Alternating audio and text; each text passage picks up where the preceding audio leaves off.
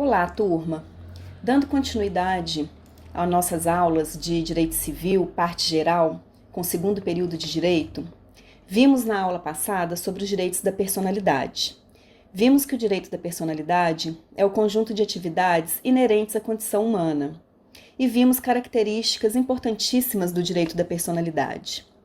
Na aula de hoje, eu quero falar um pouco com vocês sobre peculiaridades relevantes do direito da personalidade. Peculiaridades referentes a essas características do direito da personalidade. Nós vimos, portanto, que os direitos da personalidade são absolutos, ou seja, toda a coletividade tem um dever genérico de abster-se da prática de lesar um direito de personalidade. Porém, quais as consequências jurídicas, especialmente no âmbito civil, ante uma lesão ao direito da personalidade? Para responder essa pergunta, eu trouxe um exemplo. Ana teve sua honra ferida num site de notícias, pelo Luiz. Então ela teve uma lesão, ela sofreu uma lesão indevida, teve sua honra, que é um direito de personalidade, ferido. Diante dessa lesão, surge para Ana a pretensão. Ela quer uma reparação desse dano. Então, tem várias formas dela buscar essa reparação. Ela pode pedir uma retratação, ela pode pedir o direito de resposta naquele site e ela pode pedir uma indenização através dos danos morais.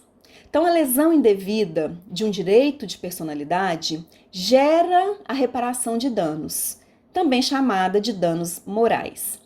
Os danos morais eles estão previstos no artigo 186 do Código Civil e no artigo 5º, incisos 5 e 10 da Constituição Federal.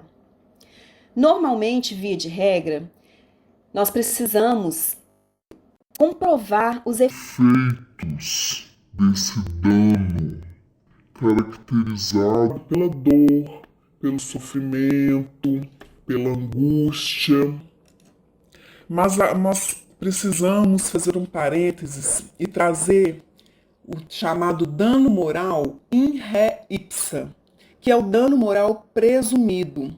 São casos onde nós não precisamos comprovar esses efeitos de dor, de sofrimento, porque o próprio ato já se presume essa lesão, já se presume esse dano. Então, o STJ, ele reconhece esse dano moral presumido ou in re ipsa em uma série de situações, tá? Então, em alguns julgados, o STF julga o caso concreto e já traz essa questão como precedente para outros casos. Hoje, alguns exemplos que eu trouxe para vocês é a inscrição injustificada em cadastro de inadimplência, utilização de imagem alheia sem autorização para fins comerciais, a perda de um membro corporal em situações que geram deficiência física, perda da capacidade laboral, um diploma sem reconhecimento. Então, todas essas situações já foram reconhecidas pelo STJ. São só alguns exemplos, tá? Temos várias outras situações reconhecidas onde não precisa comprovar esse sofrimento, porque a própria situação já se presume o dano. Com isso, a gente pode fazer um gancho para a característica extrapatrimonial do direito de personalidade.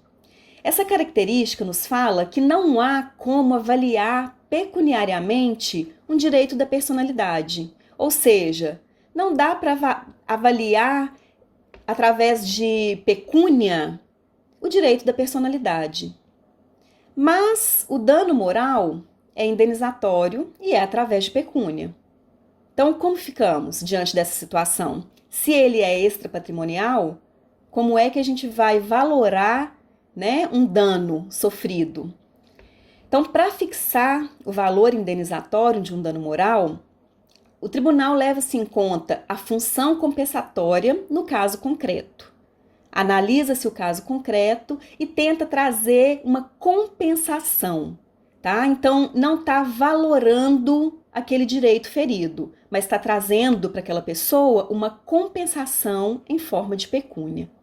O STJ preconiza que essa pecúnia não pode ser uma forma de enriquecimento sem causa para a vítima, então não pode ser um valor exorbitante e também não pode ser um valor tão pequeno, insignificante para quem vai pagar, porque precisa atender o intuito de desestímulo da conduta, né? O intuito de desestimular essa conduta que feriu o direito da personalidade, justamente porque é erga omnes e é absoluto.